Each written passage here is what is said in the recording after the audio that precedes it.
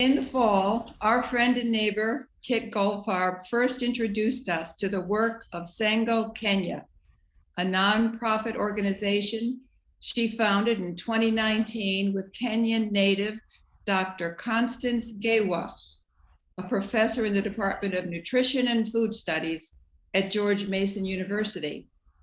The mission of SANGO-Kenya is to promote sustainable farming solutions that address food and nutrition insecurity in Kenya's Seme sub-county, now made worse by the effects of climate change.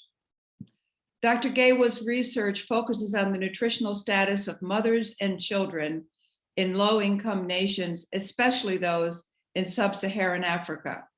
With over 30 years in the field, among other endeavors evaluating US funded food security projects in the area, she firmly believes that working closely with community members to identify sustainable solutions is essential to the success of any food and nutrition assistance program.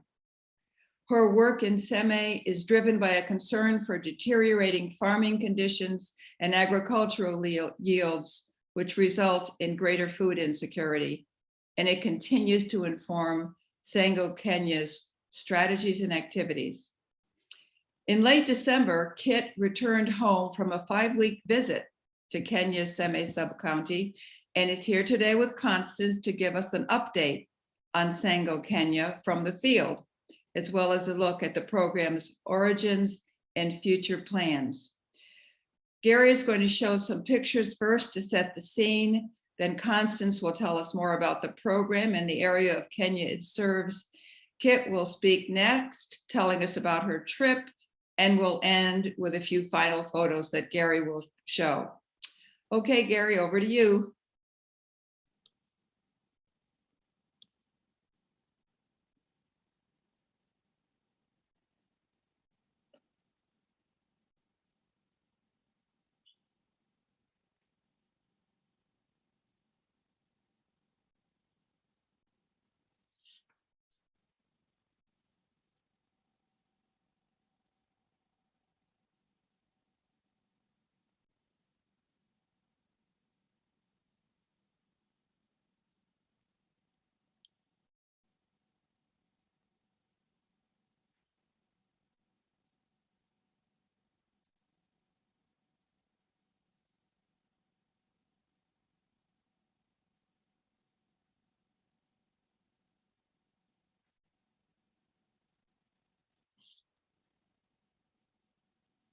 Should I go ahead, Madeline?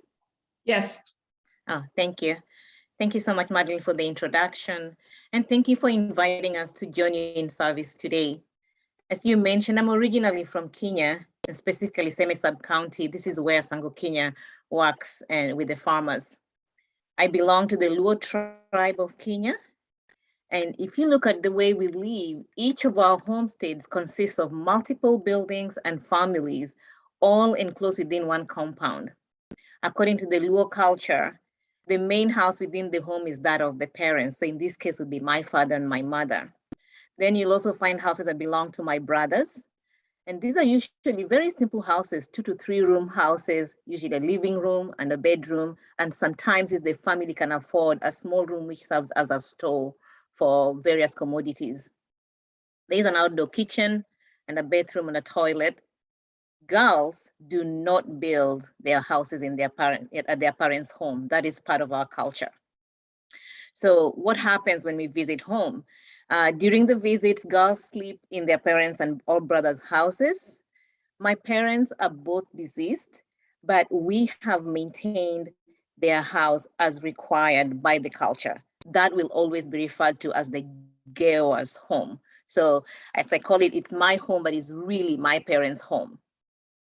So the way we live, we are surrounded, we live in extended families. We are surrounded by uncles and aunties, and our uncles and aunties' homes are neighboring homesteads. I still have really deep connections with my uncles and aunties back home and various grandparents. If you look at the Luo, we have large farms and extended families. So my aunties and my uncles are actually my mothers and fathers. I'll not refer to them. If I speak in my vernacular, in my Luo language, I will never say my uncle. I'll always say my dad, even though that's an uncle. So I say Baba so and so and Baba so and so, and everybody goes, how many fathers do you have? Yes, I have many fathers and many mothers. And same applies to my grandparents as well. All the friends and age mates of my grandparents are my grandparents. And so when I go home and I have friends, I would introduce them to multiple grandparents. And the same question goes, how many grandparents do you have? I say, I have very many grandparents. And this has given us that connection. I still have people that I can talk to and seek advice from, even though my parents are not alive.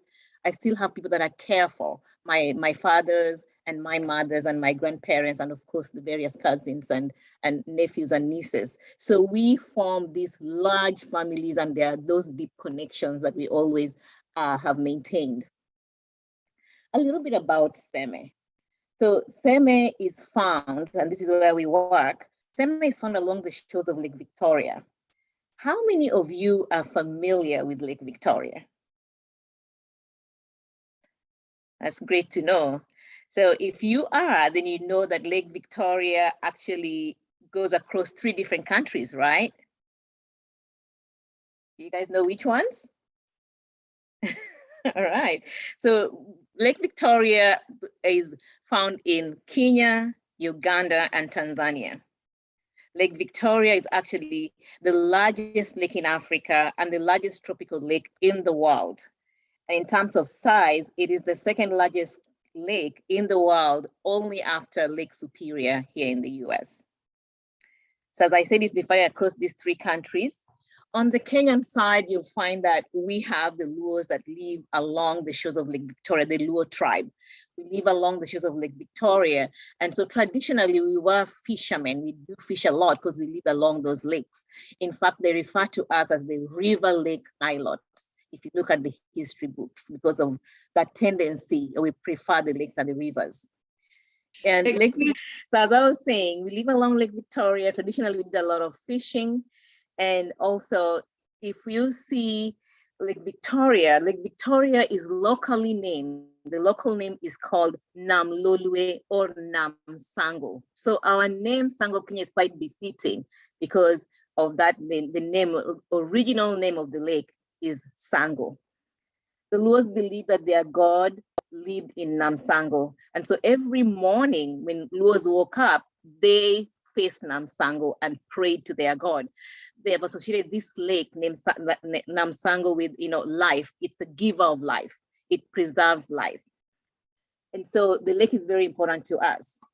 But also, what are other things I want to mention? There's so many parts of our culture, but the other important thing that I want to mention, which will affect how we work in Luo, in the Luo land, is that the Luo is a patriarchal society.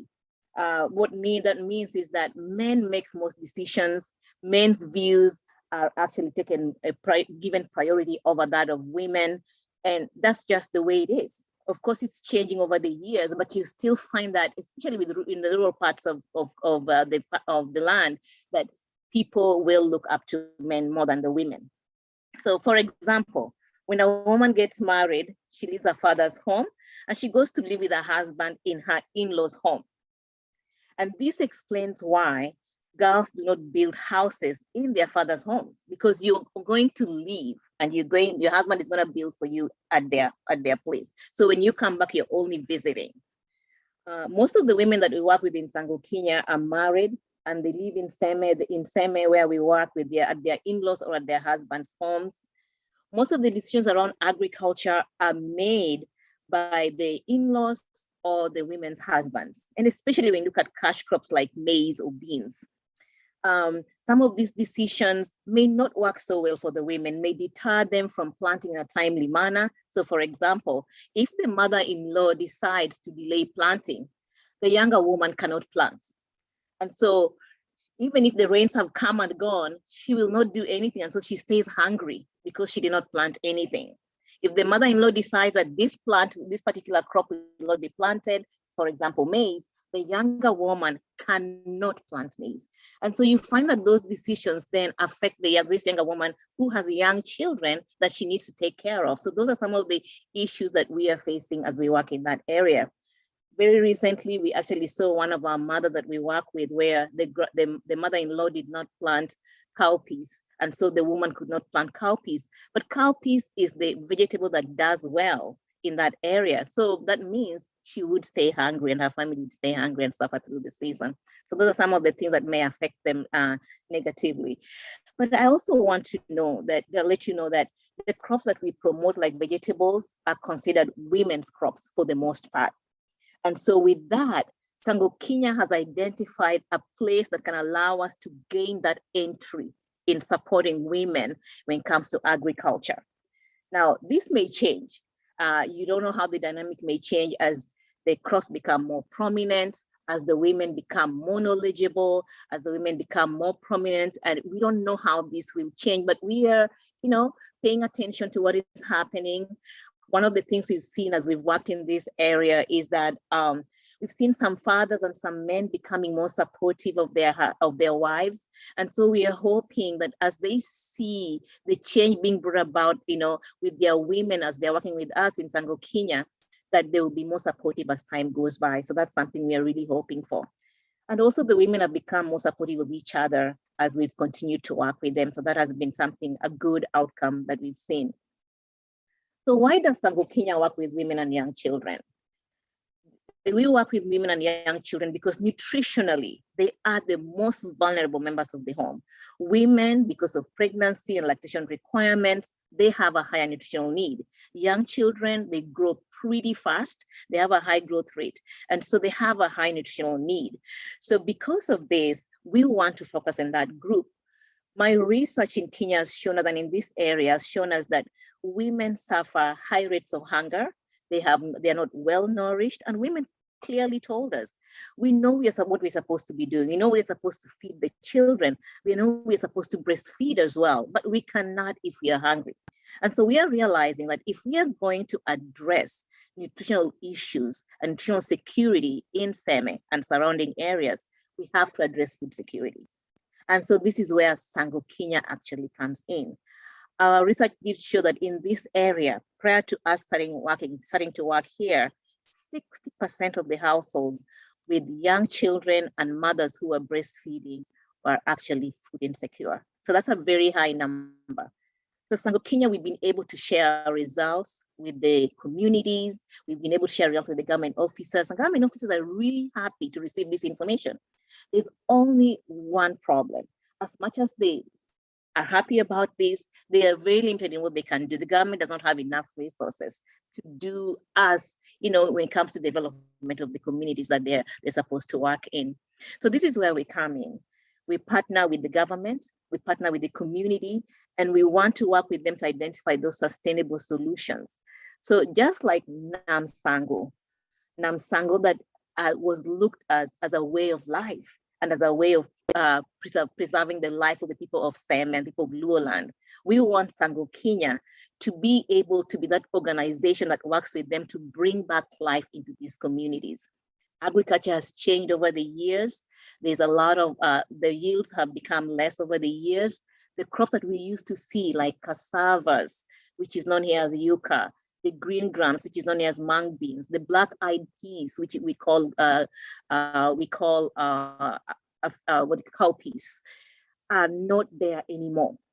And so what we want to do is work with them to be able to bring back these things through education, through training, through climate sensitive agriculture, through empowering women.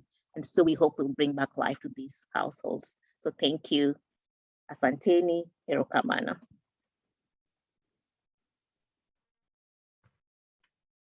Thank you very much, Constance, for that really detailed and interesting overview of not just SANGO-Kenya, but also Seme, where we work, and Loa, the culture that you're from, and the culture of all the farmers with whom we work. And thank you, Madeline and Ellen, and all of you for inviting us back. It was really wonderful to speak to you last October, right before my trip, and now having been back a month, it's nice to have the opportunity to talk about it once again. And I will try to keep my comments down. I must confess that when I was starting to think about this, And I was starting to talk and time myself and write it up. It took much longer than I dreamed. So I will try to be as concise as possible, which is not always my strength. But I'd like to start with a quote that one of the farmers with whom I met when I was there made, that really underscores the focus of what we're doing, and that it's being accepted by the people with whom we work. She said in a meeting, "The knowledge and skills I have gotten from this training have really helped me and will help me for a long time, as opposed to someone bringing me fish and I will forget about it." I think that many of you were on the call back in October, but for those of you who were not, I'll just briefly explain a little bit of the method. Am I getting feedback, or is that somebody else? Sorry. A little of the methodology of SANGO-Kenya. The program is one, as Constance said, of empowering the women in their communities to strengthen their food and nutrition security. And we do that not by giving them handouts or providing them foodstuffs or money. We do that by training them and giving them knowledge, and then giving them field support so that they can start to utilize more effective and sustainable farming methods and increase their nutrition. We have worked in Seme sub-county. We started in 2020 with 2019 with the formation of the program, and our first pilot began in January of 2020, when we started with training in nutrition and agriculture, and followed by field support during the preparation of the land and the planting and the harvesting. I was there for the first 2.5 months and had to come home early because of COVID. Happily, we had completed the training, and we had an idea of how to continue the food support, and we had a wonderful team. And the program not only thrived, but it grew. And in 2021, we had grown to 70 farmers in 2 villages. And in the first year, we had supported the green vegetables that Constance spoke about in the long rains, which are in the early part of the year, to adding sweet potatoes, orange flesh sweet potatoes, which we selected because of their climate resilience and also because of their nutritional value. And we trained the farmers for growing them during the short rains, which occur roughly, or should occur, from mid-September to mid-October and last really only about 1 month. For those of you who follow our newsletters and my Facebook posts, you know that this was a very difficult year because of climate change and because of the rains. I went back in mid-November and came back and stayed about 5 weeks, as Madeline said. And we knew before I went, because Constance and I speak at least once a week with members of our team, that the rains had started late and there weren't as many rains as we needed. But I really wasn't prepared for the level of the drought. And even when I got there and people kept talking about drought, I wasn't prepared. And it isn't the kind of drought that many of you have probably seen in the news that's happening in northern Kenya and areas like Turkana, where it's really desert and animals are literally dropping dead from no water, and the people are suffering because of that. However, as you saw in the photographs, it is an extremely arid land, and they really rely on the rains, because there are no other forms of irrigation, to support their crops. The long rains that occurred from March to May had gone relatively well, although they had ended early also. But the short rains started late, and they have been very sporadic, getting as little as rain once a week, maybe even once every 2 weeks at times. And then they come really hard, as Constance said, and it starts to flood. So they are kind of caught between a rock and a hard place, so to speak. And it's very difficult. And when I started walking around, we have, as I mentioned, 70 farmers now in 2 villages, and I probably visited about half the farms. And some of the farmers were actually able to have successful farms despite the lack of rain. But they're generally the more experienced farmers, and they're the ones who have more land, so they have a better selection of where they can plant their crops. And some of them, even when their first sweet potatoes died, they went and got more sweet potato vines and planted those. And from my first day, when I started walking around and speaking to the farmers and seeing their crops and what a difficult time they were, I recognized that I really had wanted to anyway speak to the farmers individually, and that I wanted to talk to them even more now because I wanted to get their feedback. We have built this program working side by side with members of the community from the very beginning. Constance started it back with her research. We went back in 2019 and met with members of the community and got their feedback, and the program is built based on what they would like to do and what is possible. And when we talk about being a sustainable program, we're talking about not only providing things that are sustainable from an environmental perspective. So we use manure instead of chemical fertilizer, but also sustainability in that we only promote and train and support activities and agricultural methods and nutrition that the farmers can continue without us. So we don't use methods or things that require tools that we don't provide. But we need their feedback still as we go. We're a young program. We're only in our second year, even though we've grown a lot. And so the feedback I got from the farmers was really encouraging and reinforcing. As I read in the quote, they definitely support our methodology of teaching them, because it isn't something that we just hand them and it will go away and then they won't be able to do it anymore. We're training them and they are getting stronger and learning more better methods year over year. And we saw that with the first farmers from last year. Moving into this year, they actually started teaching the new farmers some of the methods, which, as Constance said, is one of our goals, is that they start working with each other and supporting each other and forming their own communities. But in the meetings with the individual farmers, and you'll see in the end some of those meetings, first, it was wonderful to be welcomed into their homes. It isn't always that you get welcomed into their homes. And they not only welcomed me and my colleague in, but they also invited many members of their family. So in one of the families I was in there, and people just kept coming in, and it was, the woman lives at a large homestead that Constance was referring to. And there were maybe 5 or 7 people who came in, a son-in-law and a daughter, and all kinds of people started showing up, and babies. It was really quite exciting and quite wonderful. And she actually was the mother of the person who originally came into the farm, because her daughter had gone back to school. But rather than dropping completely out of the program, her mother had said that she would come in. She had a lot of land, but she had a lot of people who were depending on her.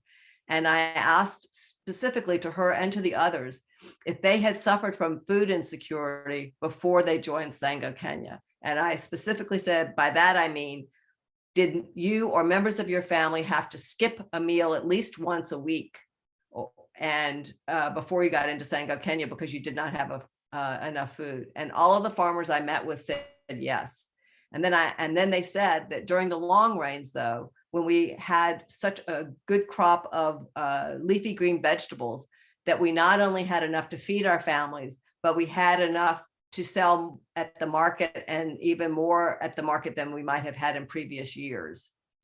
Additionally, we had trained the farmers to dry the vegetables, and most of them said that they had not dried enough to really last very long. But one of the farmers I met, I was there in November and was meeting with her late November, beginning of December. And the end of the season was in August, was their last harvest. She had just finished eating the last of the dried vegetables. So the vegetables that she had grown during the long rains that had ended in August had lasted her family all the way to December.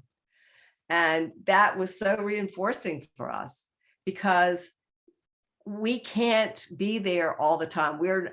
We aren't a grocery store, but we need to help to work with the farmers to understand their needs and what they're able to do, and to try to provide food and crops that they will be able to feed them through as much of the year as possible. Because as Constance said, when she was growing up, they grew all these things and they had the gardens, and they relied on the gardens for their food. But one, because of climate change, and also because of government programs promoting things that are more Western and may not be as nutritious or as climate resilient, especially maize, then the farmers are really left without much. And every farm grows maize. And I would say if I went to 30 farms, there were 2 farms who had crops of maize that they were able to harvest. The rest of them they gave to silage, but they keep doing it year after year because that's what the government promotes. It's Western, it's modern, and that's one of the things that we're really trying to work against. So I also asked people if they would consider taking just part of their maize, and instead of planting the area they planted that, instead of planting maize there, would they consider planting something else? And they all said that they would, so that we're integrating all of this feedback into our program for 2022, because we're going to start training again in just a few weeks. And we will go through the long range. And my husband is looking at me and telling me that I'm running out of time. And then we will also do it in the short range. But I just close on this one more thing, and I apologize because there's just so much to say. But one of the things we realized too is that we just focused on sweet potatoes in this season. And we realized that we need to look at the farmers as a group and at how things have changed. And we've gotten to know them better. So this year, what we're doing is we're looking at the entire calendar. So we might be adding, or we're planning to add things like cassava. They all want to add cassava, which you can plant now, but then you harvest later on in the year. So it's not just when we plant, but we're looking at different crops that we can do so that we can increase their nutrition and the variety of their diet, and also help to ensure, we can't ensure, but help to mitigate the problems, the challenges of climate change. And I will end there and happily take questions. And thank you very, very much for this opportunity. I put the website URL up there and my email. If you have any questions, I would love to talk to anyone about this, as with Constance. And one day COVID will be over and hopefully Constance will actually come out here and maybe we can have an in-face meeting. So thank you very much. Erikamana, my one word in Lua.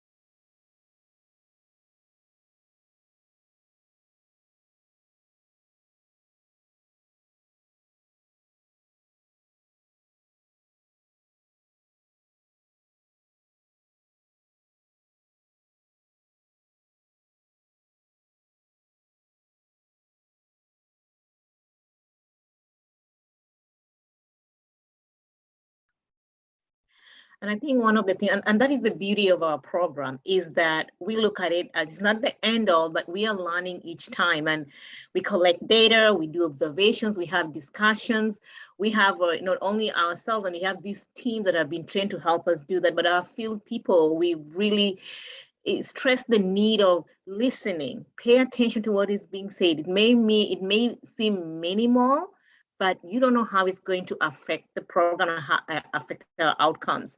Our goal is to learn to get better. So as you say, Kate, we'll always be learning. So whatever we learned in our 2020, we applied in 2021. And we're just learning from 2021, we're going to apply it now in 2022. And so that's basically who we are, is learning and opening our ears, looking for partnerships that can help us grow and do better with our community. So thank you. And Rachel, one of the things that there are many areas that I've thought of talking to you about, but one of the things I thought was we've talked about maybe connecting the schools or maybe just through your farm, talking about different methods that they might be able to incorporate and linking up that way. So there's so many things. Rappahannock is a great opportunity for that. And Constance actually did research in our neighboring evil county Culpeper, but politically, not otherwise. Just, well, we're not so great politically either. But I think that there's a lot, of emphasis on things here that we could learn from and translate to helping our farmers. And many people here have been extremely helpful, and so we're very grateful for that. Yeah. Thank you. I also did put my email there, my GMU email, because that's the one I check regularly in case you have any question or even want to share anything with me. And, based on this presentation, I'll be happy to answer them as well. So thank you. What is the backstory of how you came to work together on this project? That's a good question. Great. So how did we come to work together? Kit came back to school, and Kit, you add to this, came back to school to study public health. at George Mason University. When she came, I had just joined GMU around that time. And by then I was part of the Department of Global and Community Health, teaching public health, but we taught nutrition courses in public health. So we met in my global nutrition class, right, Kit? Yes. Yes. So we met, we connected, and she attended some of I think an additional class. We worked on independent studies, and we just, I think we connected in our passion and interest in working in global and poor communities when it comes to nutritional issues and empowerment issues. So that's what brought us together. And since then, we've done not only on my class, but we also done some consultancies together as well. So as I've continued to work in Kenya, and I was going back from, I think for a feedback study. Yes, this was in 2019. And I was going back and I called her, I said, hey, Kate, I'm going back for my feedback meeting with my communities that I'm working in. And she said, oh, can I come? And I said, yeah, please do. And I thought it was a joke, you know? And she said, yeah, I'm going to come. And I said, okay, you're welcome, come. We're going to stay at my grandmother's and my in-laws' home in rural Kenya. I don't have money for a high-end hotel for you. We're gonna live at home. We're gonna cook at home, and we're gonna live in the village. And she said, yes, I'll do that. And I went home. I traveled to Kenya, and she was serious. And on this day, she actually showed up at the airport. I'm like, oh, she's very serious. So that's how we started working together. So we had these feedback meetings. We were able to go back, meet with the government officers in Seme sub-county, meet with the community, because I strongly believe that research is supposed to be research of consequence. Research is supposed to inform action. And when you do research, you need to go back to the community. You need to go back to the pool parties and say, hey, guys, this is what I found out. This is what we did together. And so this meeting that we had was to go back and say, this is what we did with you guys, and these are the results. What are your thoughts about it? How do you want to move forward? That's how this came about. So, Kit. You covered it all. But the way that SANGO-Kenya came about was we came back to the United States and we started investigating. We got so much great feedback. It was very interactive, and it really all came from the community. And Constance is really great at connecting with people. And so it was all in Lua, so I really actually had no idea what they were saying. But the people who were translating for us and taking notes for us told me that they'd been in many community meetings, and the people really opened up to her in ways that they hadn't seen before. And so we came back and we started doing the research. And then we started realizing as the year was ending that there were people who were interested in supporting us, and we had no vehicle for anything. We weren't formed. So we started filling out papers with the state, and we started filling out all these things. And we had a Facebook fundraiser that helped us do that. And then we went back in January of 2020 and started the program. And it was really, flying by the seat of our pants, because we knew vaguely what we wanted to do, but we knew also that we had to get back in time to put the program together in time for the long range, because the people had that expectation. And that's one of the things that we've really learned and seen, and we're really trying to honor, is not making any commitments that we can't follow up on. And so the whole thing with COVID has made things very difficult, but we have really worked hard. And I think we've shown them that we're committed. And more than that, they have shown us how committed they are to this program. And I just want to mention how important for us, the connections that we had made in Kenya. So when we were starting, I had already built some connections in the Ministry of Health, and being able, he's called Frederick, and Frederick was the Ministry of Health person, and those even before him. And that really helped us, because through these government officials, we were able to get to the ground and be able to have a government presence and a partnership as we were going.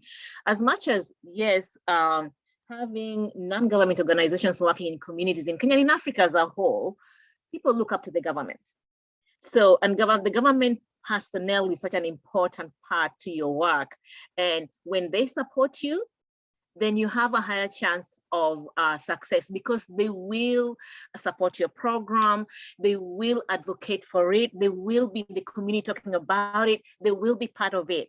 So they like that. But if you don't get that government support or government person who is working with you, then you run the risk of not really achieving or working well in the community, because they are this entry point for us to work with the community. So those partnerships, those collaborations that we continue to build are key to us working in Seme. Thank you.